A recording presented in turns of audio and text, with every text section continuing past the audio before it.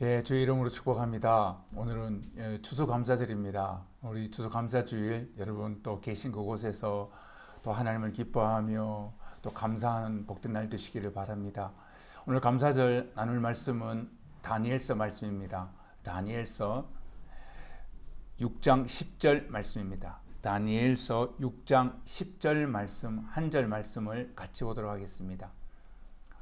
다니엘서 6장 10절 말씀 우리 함께 읽어보도록 하겠습니다.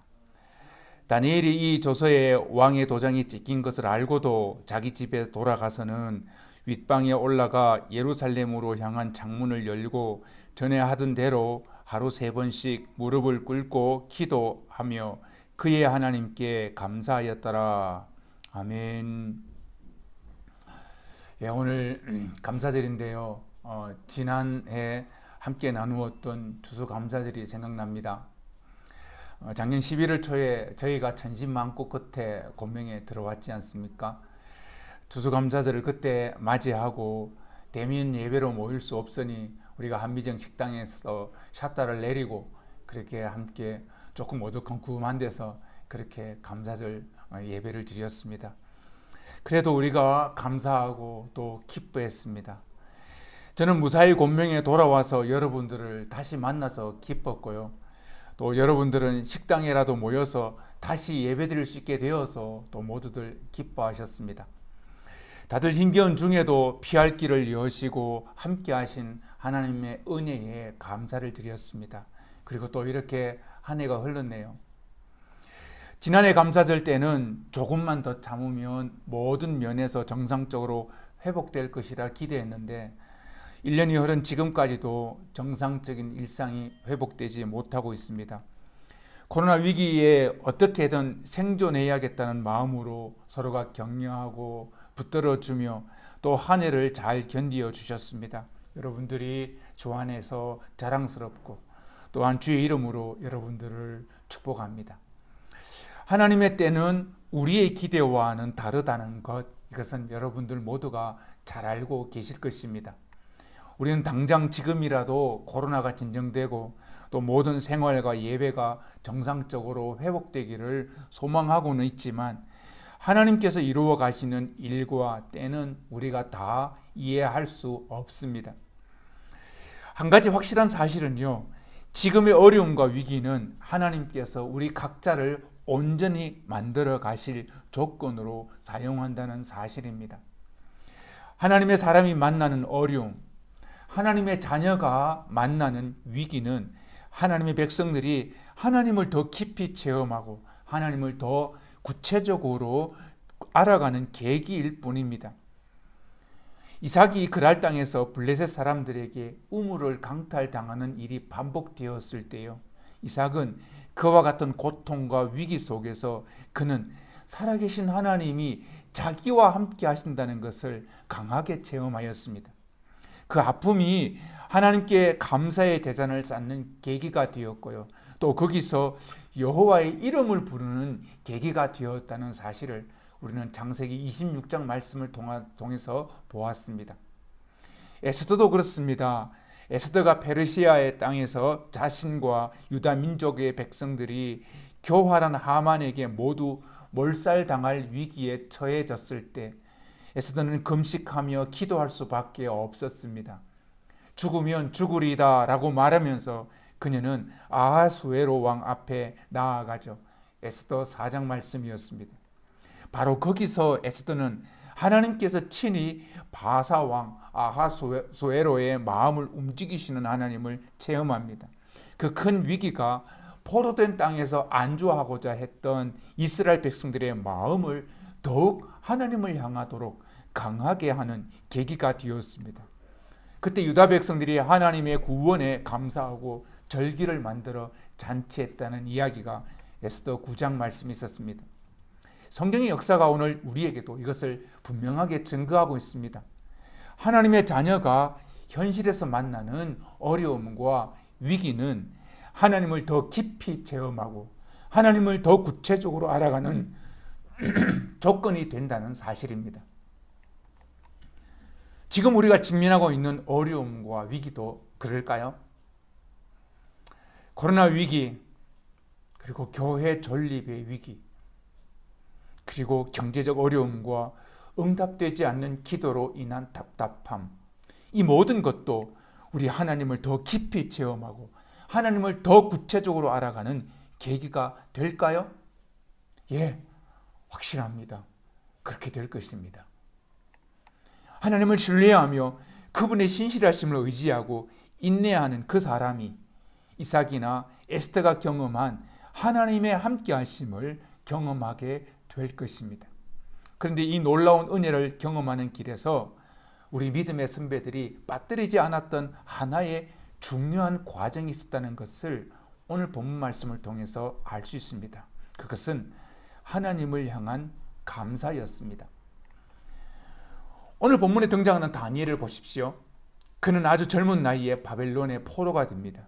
앞부분 1장을 보면 바벨론의 느부갓네살 왕이 예루살렘을 침공해서 남유다 왕 여호야김 3년에 그가 침략해서 성전의 금은을 다 쓸어갑니다.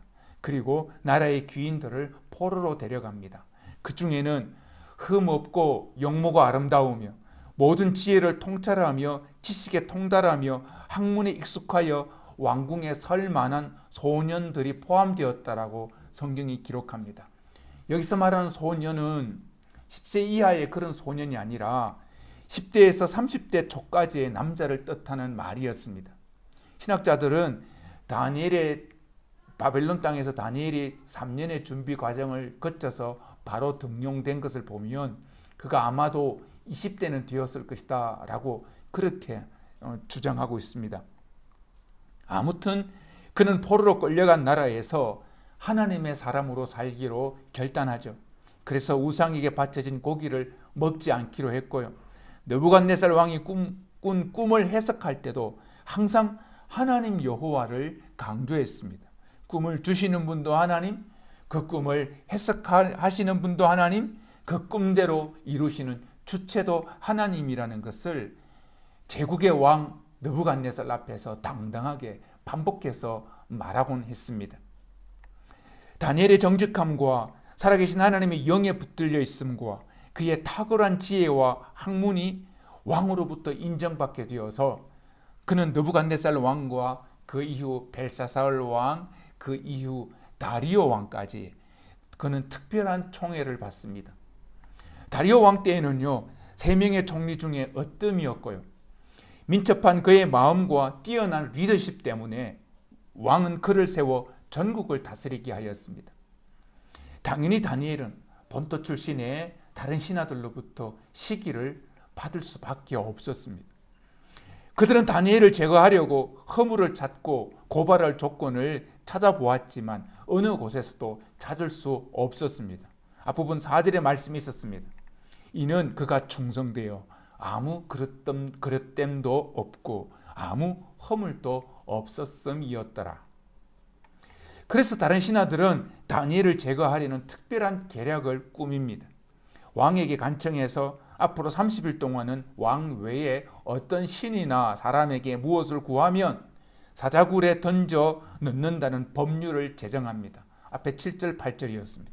그리고 왕으로부터 인가를 받고요, 왕의 도장을 찍어 전국 메대 바사에 법률 조서를 금령을 배포하게 되었습니다.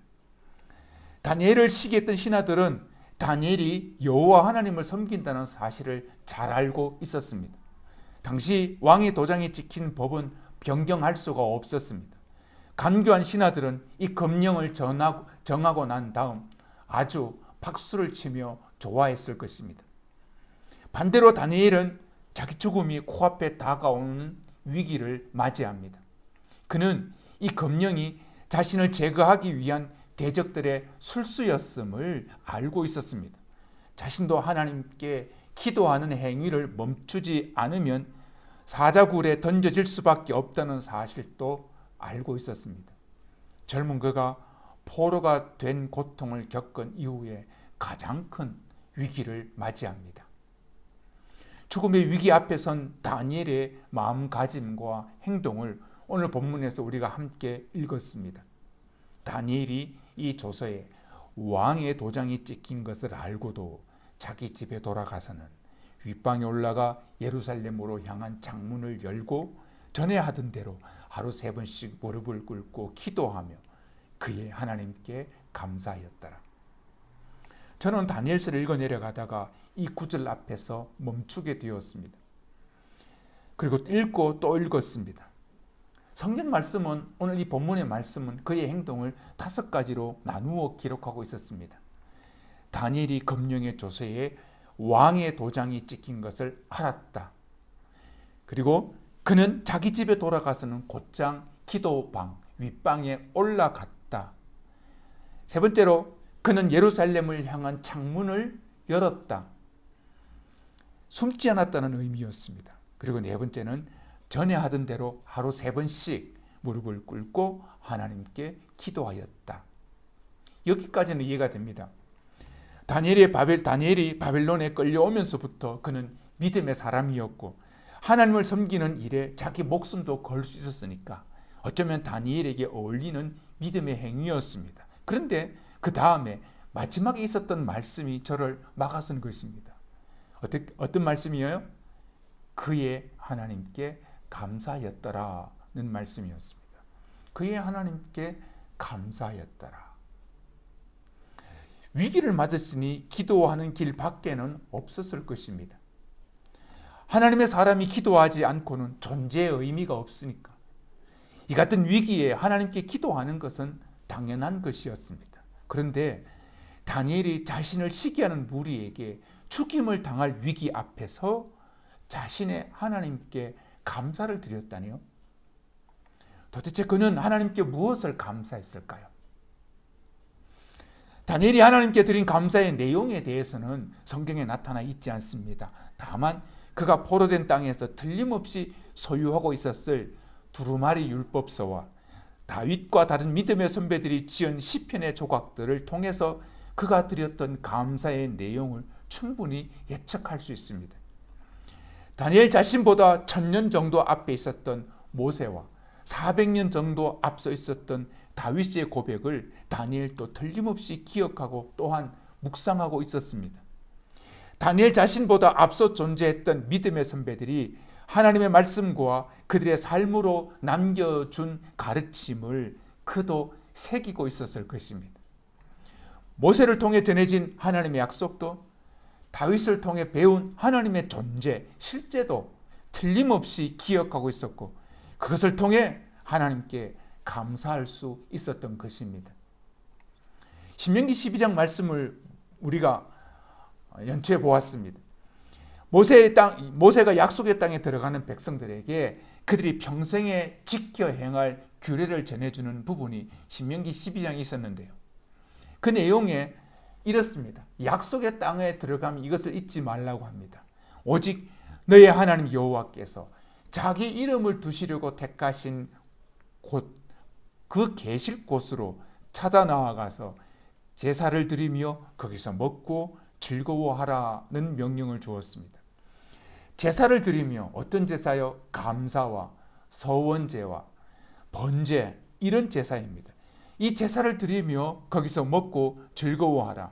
이것을 한마디로 요약하면 하나님의 전 앞에서 하나님께 감사하라는 말씀이었습니다. 모세는 이 말씀을 한 번만 전한 것이 아니라 하나님이 주신 기업, 하나님이 주신 땅을 언급하면서도 재차 강조했고요. 12장에서요. 또 하나님께서 정한 먹을 것과 먹지 못할 것을 전해주시면서도 같은 내용으로 강조하였고요. 그리고 지켜야 할 절기를 정해주시면서도 같은 내용으로 강조했습니다. 신명기 16장이었습니다. 무슨 뜻이었겠습니까? 약속의 백성이 약속의 땅에서 살아가는 영적 비결은 하나님 앞에서 감사하며 하나님 앞에서 즐거워하는 것이라는 뜻입니다. 약속의 백성이 약속의 땅에서 반드시 잊지 말아야 할 중심, 그것은 하나님을 향한 감사였던 것입니다. 정말 하나님께 속한 하나님의 백성이라면 모든 것이 풍족하고 형통하고 좋아서만 감사하는 것이 아니라 고난 중에서도 전쟁 속에서도 하나님을 전적으로 의지하는 감사로 살 것을 하나님께서 처음부터 명령하셨던 것입니다. 다니엘은 이와 같은 영적인 원리를 잘 알고 있었습니다. 그렇지 않고서는 죽음의 위기 앞에서 하나님께 감사의 기도를 드린다는 것은 불가능한 일입니다. 모세를 통해 전해진 하나님의 약속에서, 그리고 다니엘이 하나님께 드린 감사의 기도에서 감사 속에 숨겨진 중요한 진리 하나를 깨달을 수 있습니다. 그것은요, 하나님을 향한 감사는 오직 하나님만 의지하겠다는 고백이 담겨 있다는 것입니다. 다니엘은 모세를 통해 전해진 하나님의 약속, 바로 그 내용을 붙들고 감사했던 것입니다. 율법서의 약속대로 여호와께서 자기 이름을 두시려고 택하신 곳, 그곳으로 찾아 나아가서 제사를 드리며 하나님 앞에서 즐거워하려는 이 말씀을 붙들고 있었으므로 그는 예루살렘 성전이 있는 그곳으로 창문을 향해 열었던 것입니다. 그리고 그것을 향해 엎드려 기도했던 것입니다. 시기하는 무리들이 보든 말든 상관없이 말이죠. 다니엘이 감사로 기도할 수 있었던 결정적인 이유도 하나님만 의지하겠다는 중심이 그에게 있었던 것입니다. 죽음이 바로 그의 눈앞에 와 있었어도 말이죠. 그러고 보니 다니엘에게 있어서 하나님을 향한 감사는 자신의 죽음보다 더 중요한 것이었다는 사실을 알 수 있습니다. 하나님을 향한 감사는 그저 주신 은혜를 누리다가 그 베푸신 은혜가 나에게 크게 느껴질 때만 드리는 것인 줄 알았는데, 오늘 본문 다니엘의 기도 앞에서는 이제까지 제가 하나님께 드린 감사는 너무너무 초라해 보였습니다. 자기 죽음보다 중요했던 감사는 다니엘 혼자만의 이야기가 아니었습니다. 그는 틀림없이 바벨론에 있었던 모든 유대 포로들이 그토록 사모했던 다윗 왕, 그가 지은 여러 시편을 품고 있었을 것입니다. 다윗의 역사를 통해 배운 하나님의 존재가 그의 마음 중심에도 틀림없이 있었습니다. 다윗이 그가 겪은 많은 고통 중에서 가장 힘겨웠던 것은 아마도 사울 왕의 집요한 추격이었을 것입니다. 그 추격을 피해서 광야 이곳저곳으로 숨고 도망했던 오랜 세월 중에 그가 지었던 노래가 시편 35편 말씀이었습니다. 이런 내용이 있습니다. 하나님, 그들이 까닭 없이 나를 잡으려고 그들의 그물을 웅덩이에 숨기며 까닭 없이 내 생명을 해하려고 함정을 팝니다. 주여, 어느 때까지 관망하시려 하십니까? 주여, 어느 때까지 구경만 하시겠습니까? 라는 탄식이었습니다. 이렇게 절규하면서 하나님께 드린 고백이 이 말입니다. 내가 대회 중에서 주께 감사하며 많은 백성 중에서 주를 찬송합니다. 라고요. 시편 35편 18절 말씀이었습니다. 여기서 대회 중에라는 이 말은요, 예배를 드리는 중에라고 해석할 수도 있고요, 많은 백성들이, 주님의 백성들이 한자리에 모인 중에라고 해석할 수도 있습니다. 하나님께 속한 백성들이 한자리에 모여 있다는 의미도, 예배의 자리에 있다는 의미도 같은 의미의 맥락이었습니다. 즉, 하나님 앞에서 하나님께 감사하며 찬송한다는 고백이었습니다. 다윗이 만난 현실도 자기 목숨은 바람 앞에 등불이었습니다. 다니엘과 다를 바가 조금도 없었습니다. 그런데 다윗의 삶에도 죽음보다 우선되었던 것은 하나님을 향한 감사였습니다. 내가 예배를 드리는 중에 하나님께 감사합니다. 라는 다윗의 고백이 창을 열고 무릎을 꿇고 기도하며 자신이 하나님께 감사했던 다니엘의 모습과 너무나 똑같습니다. 이제 우리는 하나님을 향해 드리는 감사의 성경적 깊이를 볼 수 있어야 합니다. 하나님을 향한 감사는 자기 죽음 앞에서도 하나님만 의지하겠다는 믿음의 고백이었습니다. 하나님을 향한 감사는 자기 죽음보다 우선적으로 여겨야 할 믿음의 중심이었습니다. 이것이 성경의 가르침이고 우리 믿음의 선조들이 또한 이렇게 살아내려왔습니다. 다니엘이 왕의 도장이 금령에 찍힌 것을 알고도 자기 집에 돌아와 기도실에 들어갔습니다. 그리고 예루살렘 성전 쪽으로 창문을 열었습니다. 그리고 무릎을 꿇고 기도하는데 그는 자신의 하나님께 감사로 기도했습니다. 오직 하나님의 약속을 붙들며 드리는 감사, 오직 하나님만 의지하겠다는 결단으로 드리는 감사, 그리고 다윗에게도 신실하셨던 하나님이 자신에게도 신실할 것이라는 것을 믿으며 드리는 감사, 그 고백이 다니엘의 감사 기도였습니다. 우리는 이렇게 생각합니다. 다니엘이 이토록 신실한 믿음의 기도를 드렸다면 하나님께서 다니엘을 사자굴로 들어가게 하시면 안 된다는 생각이 그것입니다. 하나님이 살아계신다면 죽음의 굴에 신실한 믿음의 사람을 던지면 안 되죠. 그랬으면 하나님이 너무하신다는 생각이 사실 우리에게 있습니다. 그런데 우리의 예측과 하나님의 일하심은 전혀 다릅니다. 감사의 사람 다니엘이 굶주린 사자굴 속에 던져져요. 하지만 보세요. 다니엘은 굶주린 사자굴 속에서 비로소 하나님의 실제를 깊이 경험합니다. 거기서 그가 하나님께 드리는 감사기도, 그 진심 어린 감사의 능력을 뼛속 깊이 체험합니다. 또한 그가 사자굴에 들어갔기 때문에 당시 제국의 왕이 모든 백성에게 조서를 내려 선포할 수 있었습니다. 어떻게 해요? 다 다니엘의 하나님 앞에서 떨며 두려워하라고요. 그는 살아계신 하나님이시라고요. 영원히 변치 않는 분이시라고요. 누구의 입을 통해서요? 왕의 입을 통해서. 이방 땅 제국의 왕의 입을 통해서 하나님은 영원하시고 변하지 않는 분이라는 이 고백을 하게 하십니다. 이것이 하나님의 일하심입니다. 이제 우리는 감사의 영적 범위를 넓혀야 합니다. 지금까지 우리가 가졌던 감사의 생각은 별빛을 보고 하나님께 감사하는 사람은 하나님께서 달빛을 허락할 것이요, 달빛을 보고 감사하는 사람은 하나님께서 햇볕을 허락하게 하신다는 이러한 생각이 있습니다.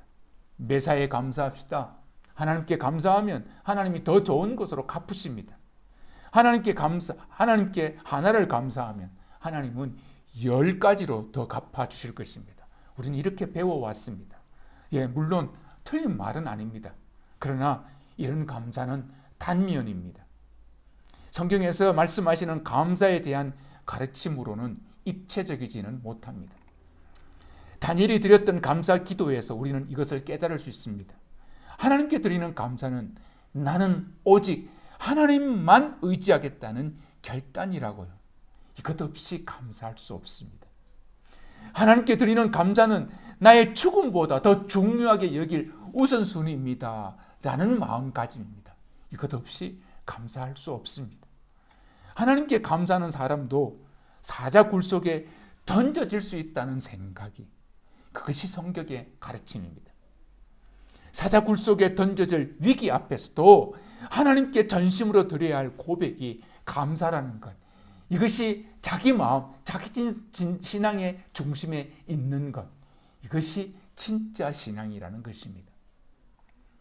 추수감사절은 한 해 동안 주께서 베푸신 은혜에 감사하고 하나님께 영광을 돌리는 절기입니다.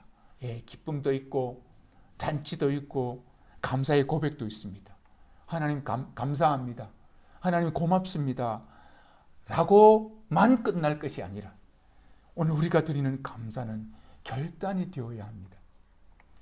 감사의 예물을 드리며 주님, 나에게 지금 어떤 고통이 있더라도 나는 주님만 의지하겠습니다 라는 중심이 바로 감사입니다. 감사의 기도를 드리며 주님께 드리는 감사를 저의 죽음보다 더 중요하게 여기는 사람이 되게 하옵소서. 이 기도가, 이 마음이 우리 가운데 있을 때 우리는 비로소 진정한 감사를 주님께 드릴 수 있습니다. 이런 감사의 은혜가, 이런 감사의 믿음이 오늘 저와 여러분에 있게 되기를 주의 이름으로 축복합니다. 함께 기도하겠습니다. 하나님 아버지, 감사합니다.